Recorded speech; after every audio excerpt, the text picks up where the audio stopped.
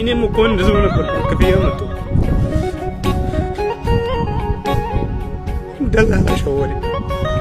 ደላላ ሸወደ ሰራለሁ ብር የለም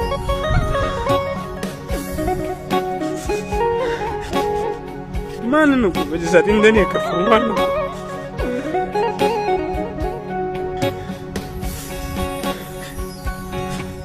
ስደት መውጣቱ አይደለም ትሰራለህ ብር የለም እኔ ብቻ ነኝ ወይስ ሁሉ? እኔን በጣም ገፍቶኛል ወላሂ በጣም ገፍቶኛል። አውቄ ነው የተዝናኛለሁ በጣም ቋንቋ አላቅ ምን አላቅ ችግሬን ለፈጣሪ ብቻ ነገር ነው።